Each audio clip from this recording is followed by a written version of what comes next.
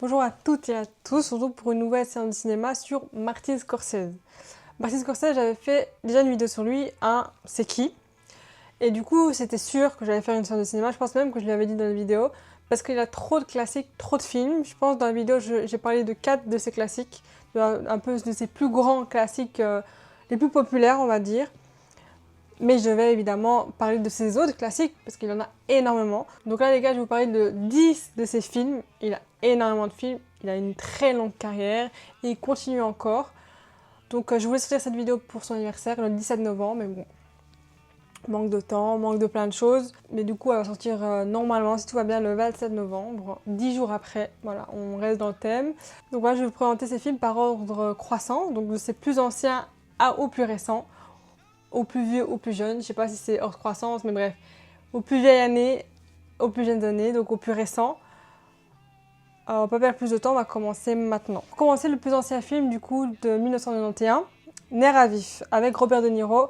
Je pense dans la bande-annonce, on le voit à quel point il est jeune, donc c'est vraiment là où tu vois que c'est un ancien film, parce que tous les films avec Robert De Niro qu'on connaît, c'est vraiment où ça où il est entre guillemets âgé, où c'est un leader, où, tu vois, où il incarne beaucoup de respect par son apparence.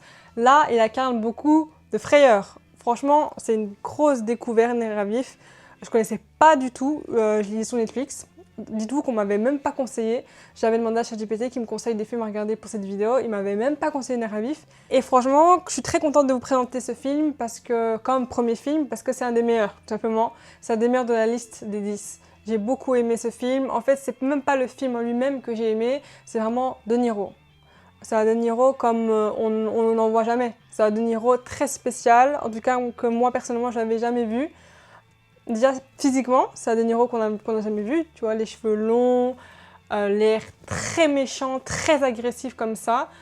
On l'a vu agressif, on l'a vu agressé, mais comme ça, en psychopathe, en meurtrier. Franchement, jamais. Donc moi, je vous conseille énormément Nerf à vif. C'est un des meilleurs rôles pour moi de Niro parce que tout simplement, c'est un De Niro qu'on n'a jamais vu. Comme je vous dis et redis. Et donc j'ai adoré De Niro surtout. Le film est bien, mais je vous avoue que les films un peu comme ça, je suis sensible. Dans le sens où c'est pas dans ma came de films préférés, tu vois. Dans le sens où je suis sensible à ça, dans le sens où ça me dérange en fait. Je vais pas vous spoiler, hein. C'est pas du tout une vidéo pour spoiler, c'est plutôt une vidéo pour vous inciter à regarder les films de Niro que je vous présente.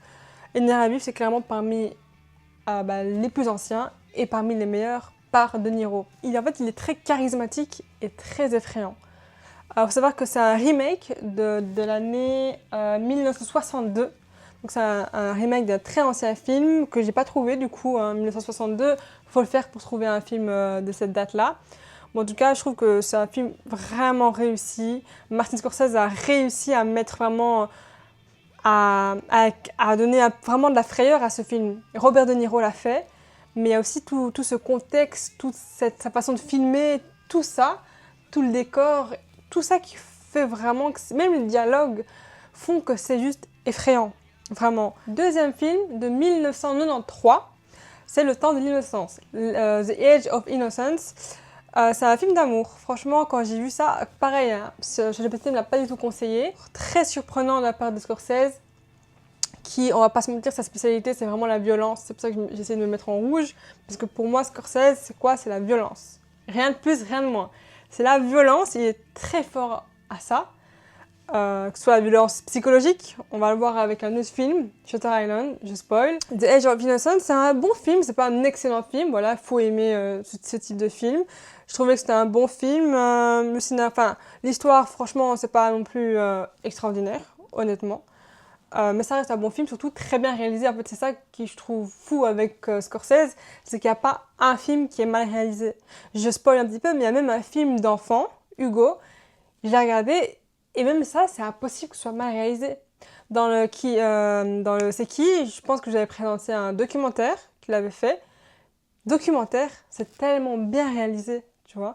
J'ai jamais vu un film de Scorsese pas bien réalisé ou juste basique ou juste trop simple. C'est juste, tous ces films sont très bien réalisés, que ce soit dans dans l'image, mais aussi dans les décors, dans la colorimétrie. Tout est nickel, je trouve, et donc ça montre encore et toujours qu'à chaque film que c'est un très grand réalisateur. Je trouve que l'actrice principale est vraiment bien. Un peu, ça me disait trop quelque chose quand je regardais le film, et j'ai été voir, et ça l'a joué dans Scarface, la femme dans Scarface, et Catwoman. Ça, elle me disait trop quelque chose, et c'est dans Scarface que je l'ai vu du coup. Prochain film, c'est Casino de 1995. Le dernier film que j'ai présenté de avant l'année 2000. Donc c'est Casino, très connu, parmi les films, je pense, les plus connus de Scorsese. Parmi ses meilleurs aussi, franchement. C'est un film très très bien réalisé, c'est un film très long. Ça, c'est parmi, je trouve, la qualité et les défauts de Scorsese, c'est que ces films sont très très longs. Parfois, je trouve que tu perds facilement le fil, mais parfois non. Parfois, tu es juste absorbé, et c'est souvent le cas, parce que c'est juste trop bien réalisé. Il y a beaucoup de rythme dans ces films. Donc du coup, c'est inspiré d'une histoire vraie. Vous allez voir aujourd'hui, comme beaucoup de ces films, je ne savais pas, mais beaucoup de ces films sont inspirés d'une histoire vraie. Encore une fois, Robert, vous allez le voir énormément aujourd'hui. Un autre acteur évidemment que tout le monde connaît, vous allez beaucoup l'entendre aujourd'hui. Mais Robert De Niro, très cool. J'aime bien en fait ses rôles, comment il joue. Mais je trouve que vraiment Sharon Stone, elle était au-dessus dans le sens où son jeu d'acteur le permet, enfin son rôle le permet, son personnage tout simplement lui permet plus de jouer, on va dire, plus de palette, tu vois. Mais en tout cas, elle m'a choquée, franchement elle m'a choquée, elle est exceptionnelle, je trouve qu'elle joue très bien. J'aime beaucoup son personnage de folle, mais à la fois de belle femme, mais à la fois, tu vois, en fait elle a un côté très force et l'inverse faiblesse, tu vois. J'aime beaucoup aussi la relation que De Niro, que le personnage avait avec elle. Cet amour profond qu'il avait envers elle. J'aime beaucoup. Ça change beaucoup des personnages qui trompent souvent leurs femmes, qui en ont un peu rien à battre de leurs femmes. J'aime bien, je trouve que ça change beaucoup. Donc franchement, voilà, comme je dis, Sharon Stone, j'ai trouvé vraiment cool. Si je me trompe pas, la femme n'existe pas dans la vraie histoire. Je pense que j'avais vu ça. Peut-être que je me trompe, mais en tout cas, voilà, j'ai l'impression que c'est ça. Mais en tout cas, tout le reste, c'est vraiment inspiré d'une histoire vraie. Voilà. Casino, j'aime beaucoup. C'est parmi, comme je dis, c'est les grands classiques de Scorsese. Prochain film, Gangs of New York, 2002. Qui date de 2002 avec Léo. Vraiment, Léo, vous allez encore beaucoup en entendre parler dans cette vidéo. Robert De Niro et Léo, c'est vraiment ses acteurs chouchous. Vraiment, il n'y a pas de débat. Il aime énormément ces acteurs-là. Je vous invite à regarder du coup le Martin Scorsese, c'est qui. Aussi, je dis Scorsese, mais c'est pas vraiment... Ça se dit pas Scorsese, ça se dit Scorsese. Martin Scorsese. Mais moi, je dis Martin Scorsese. Voilà. Mais sinon, du coup, Gangs of New York, franchement, décor, magnifique, acteur, magnifique les trois acteurs, surtout. Donc Léo Edouard, qu'est-ce que je raconte? C'est dans l'UFC, Léon Edouard. Leonardo DiCaprio, Cameron Diaz et Daniel Day-Lewis. Vraiment, les trois acteurs très très bien, vraiment cool. Donc c'est inspiré de faits historiques. Comme je dis, ce sera souvent le cas.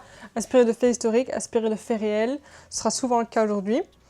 Et voilà, j'ai beaucoup aimé le couple, j'ai beaucoup aimé Cameron Diaz, j'ai beaucoup aimé les décors, les tenues. Donc comme je dis, le couple, j'aime bien le couple Léon Edouard Cameron Diaz. Je trouve que déjà à l'écran, il y a quelque chose entre les deux. Franchement, à l'écran, c'est spécial, je trouve. Leur apparition des deux, j'aimais trop les voir en fait, parce que je sais pas, je trouvais qu'il y a un truc spécial. Il y avait beaucoup de respect envers eux, mais à la fois beaucoup d'amour, mais à la fois un peu de haine par rapport au passé, etc. Tu vois, je ne spoil pas du tout. Mais du coup, voilà, j'ai bien aimé beaucoup ce couple-là. J'ai vraiment bien aimé. Cinquième film, The Aviator de 2004, ma date de naissance. Donc, j'ai beaucoup aimé Leonardo DiCaprio. Oui, il y a Leonardo, vous allez le voir. Comme j'ai dit, il y aura beaucoup Leonardo DiCaprio dans ces films-là. Et du coup, voilà, j'ai beaucoup aimé Leonardo DiCaprio. Je l'ai trouvé très attachant, le personnage. Je l'ai trouvé hyper attachant. Il avait un côté très attachant, très vulnérable, très... je sais pas, tu vois, le côté un peu toc, un peu truc et tout. J'ai trouvé ça hyper attachant. Je m'attendais pas du tout à voir Léo dans un personnage. Oui, je sais pas pour qui je me prends, je dis Léo comme si c'était mon pote. Mais du coup, je m'attendais pas à avoir un personnage aussi spécial. Je trouve le personnage est assez spécial. Je le trouve cool. Franchement, le personnage il est cool. C'est encore une fois inspiré de faits réels. Voilà, faits réels. Kate Blanchett, celle qui a, elle joue dedans. Et elle a eu l'Oscar du meilleur second rôle féminin. Et franchement, c'est mérité dans le sens où, après je sais pas il y avait qui en face, hein, mais j'ai trouvé qu'elle était très spéciale à l'écran. Elle donne envie de la revoir encore et encore en fait. Tu vois, genre j'ai trouvé hyper cool à l'écran, non seulement jolie évidemment, mais même elle avait un accent très spécial et elle jouait très bien, moi je trouve. J'ai vraiment bien aimé, je trouvais qu'elle jouait très très bien d'ailleurs. Je me souviens d'une scène où, je pense pas que c'est un spoil, mais où Léo il lui dit, le personnage il lui dit est-ce que tu joues, est-ce que tu, comment dire, est-ce que tu fais l'actrice quoi en gros, et elle répond d'une manière où c'était vraiment, bah elle faisait l'actrice. Et après Léo il lui dit bah voilà tu le fais même sans t'en rendre compte. Et c'était fou à quel point, moi en fait quand elle a répondu à sa question, j'avais l'impression que c'était un peu trop surjoué. Et quand je me suis rendu compte que bah, c'était fait exprès, franchement c'est bien fait. Je trouvais vraiment qu'elle jouait très très bien. Il y a eu 5 autres Oscars pour ce film. Il y a eu l'Oscar de surtout technique, donc le décor, effets visuels, costumes, montage sonore et photographie. Photographie, franchement, c'est compréhensible parce que vraiment, il y a vraiment un vrai travail sur la colorimétrie. J'ai beaucoup aimé ce travail sur la colorimétrie, c'est vraiment magnifique. Il y avait des tons très bleus, très saturés, mais vraiment très spécial. C'est vraiment subtil, mais vraiment c'est voyant quand même. Et donc franchement, c'est mérité. Je savais pas il y avait qui en face non plus, mais c'est vraiment la colorimétrie est très spéciale. Shutter Island, un film de 2010. Et en fait, dans Shutter Island, ce que j'aime, franchement, je vous mens pas, c'est un de mes préférés de ce que je vous présente ici. C'est un de mes préférés, vraiment, avec Nerf à vif du coup. C'est dans le top 5 de mes films préférés que je vous présente.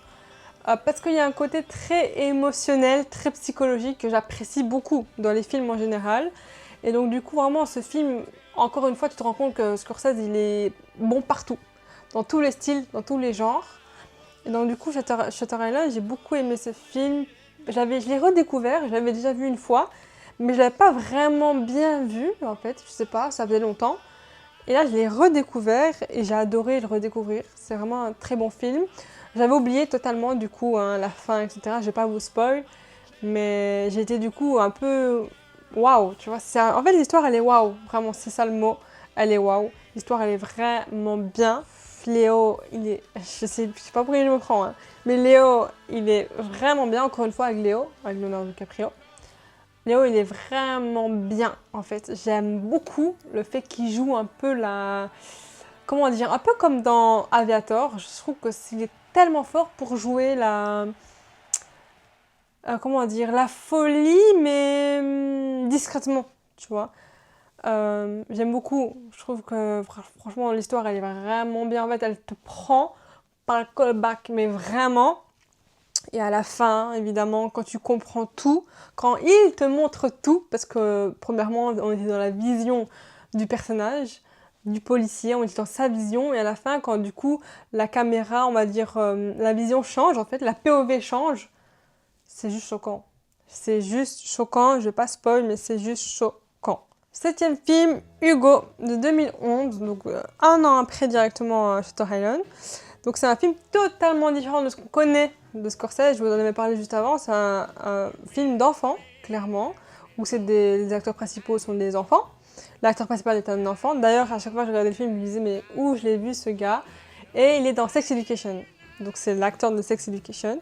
Donc c'est basé sur un livre, et le film a gagné 5 Oscars techniques. Comme je dis, Oscars techniques, c'est pas le film, c'est pas les acteurs, c'est vraiment la technique.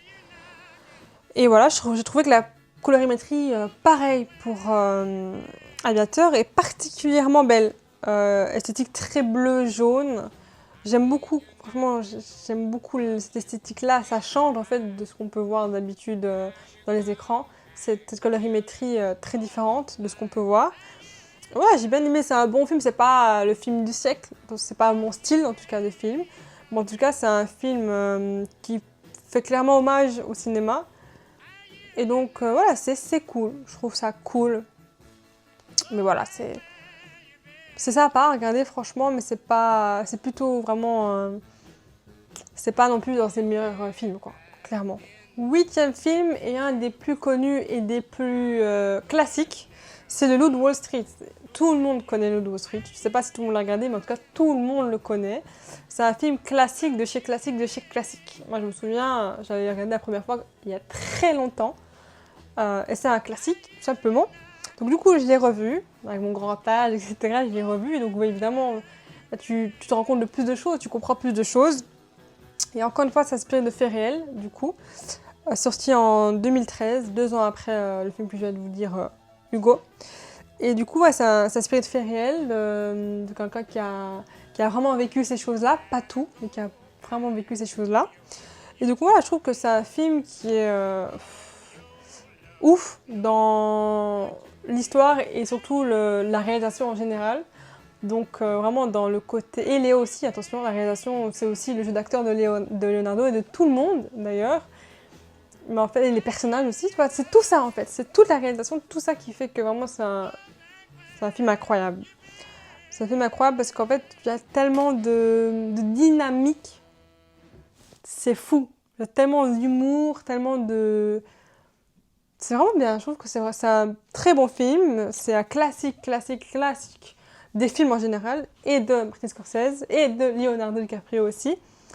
Voilà, je trouve que c'est un film très cool à regarder, très sympathique en fait. C'est vraiment le genre de film que vraiment tu regardes, tu prends, je sais pas, tu prends du plaisir, tu prends du bon temps, tu vis un bon moment quoi, en regardant le film. Ça les amis, c'est un de mes préférés.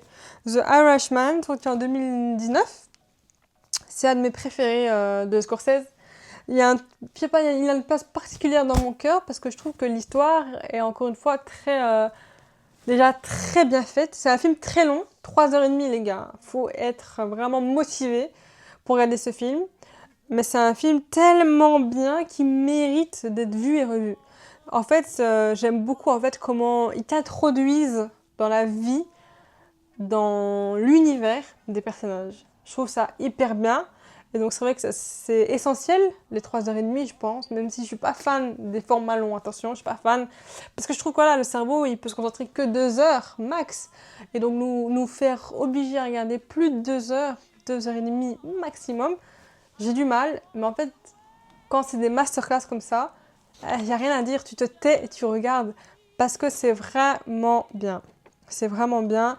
En fait, j'aime le fait que, voilà, comme je dis, on est avec eux, on est avec lui, on est avec Robert De Niro. Encore une fois, Robert, hein, jamais loin des films de Scorsese. Il y a eu beaucoup de Léo, mais là, vraiment, De Niro, il est beaucoup là.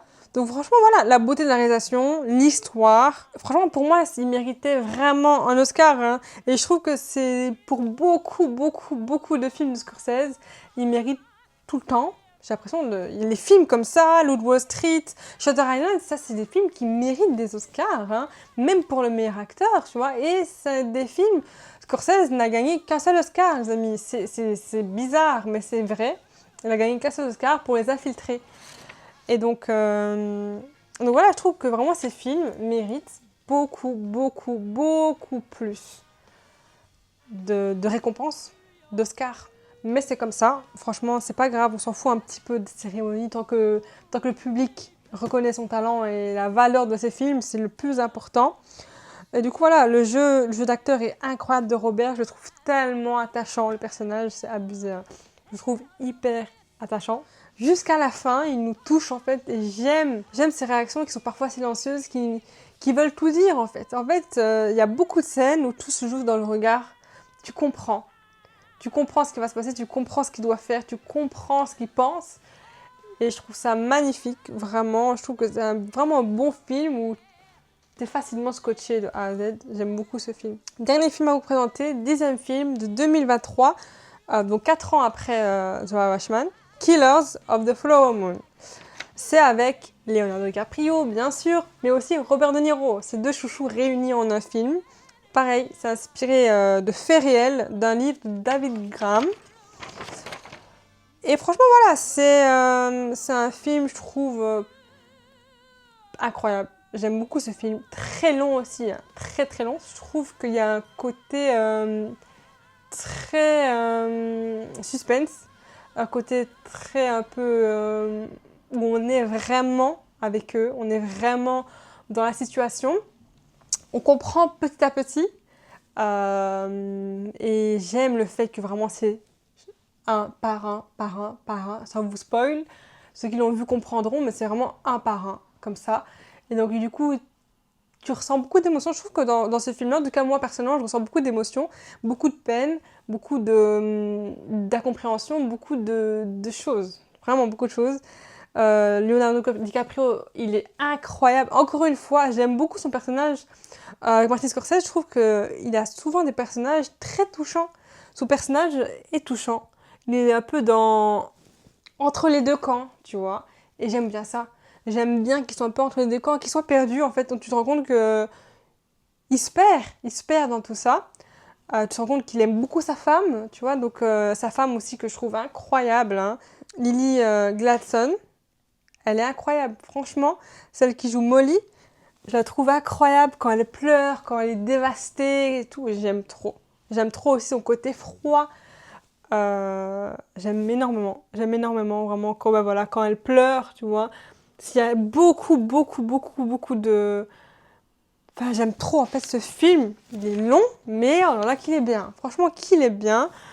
J'aurais adoré le voir au cinéma. Vraiment, j'aurais adoré. Je me souviens quand on était au cinéma, je n'avais pas été le voir. Parce que j'avais personne avec qui le voir. Là, j'ai des gens avec qui le voir, mais c'est bref, c'est un film que j'apprécie beaucoup. Il est sur Netflix. Franchement, faut le regarder parce que... Ah non, il n'est pas sur Netflix. Il était sur Netflix. Je crois qu'ils l'ont enlevé. Bon, en tout cas, bref, c'est un film vraiment cool qu'il faut regarder. Comme je dis, c'est vraiment l'intrigue, le déroulement de l'histoire, toi. T'as trop envie de savoir, t'as trop envie de continuer encore et encore à être avec eux dans l'enquête, etc. Franchement, du coup, ouais, c'est un film vraiment bien par tout ça. Par les acteurs, par le déroulement, par l'intrigue, par l'univers. Tout simplement, l'univers du film aussi. Mention spéciale énorme à la monteuse, Thelma Schoonmaker, qui est la monteuse du coup de Martin Scorsese. Et on va pas se mentir, une des immenses forces du cinéma de Martin Scorsese, c'est son montage. Vraiment, son montage, c'est le choix des musiques aussi. C'est l'univers grâce à la post-production du coup, qui est vraiment, vraiment au top. Il y a aussi sur la production, donc tout ce qui est décor, tout ce qui est caméra, tout ce qui est plan caméra, qui est évidemment au top. Mais les deux sont au top, donc il faut bien en parler des deux. Le montage est incroyable et donc à chaque film, le montage est bien. Il y a des montages qui sont mieux faits que d'autres, qui sont un but d'être plus dynamiques que d'autres. Mais en tout cas, voilà, tous les montages sont incroyables, je trouve. Donc énorme mention à elle et je pense qu'on peut terminer ici. Là, je voulais vraiment faire un truc un peu pour compléter le C'est qui, parce que j'avais pas pu parler de tous ces films qui sont juste incroyables. Donc du coup, voilà, pour un peu conclure Martin Scorsese, ces deux vidéos de Martin Scorsese, on va dire, je vous ai présenté 10 films. Clairement 10 films, 10 très bons films, en plus des 4 films que vous avez présentés dans la vidéo C'est qui. Donc voilà, j'espère que ça vous a plu. Et je vous souhaite une belle journée, une belle soirée.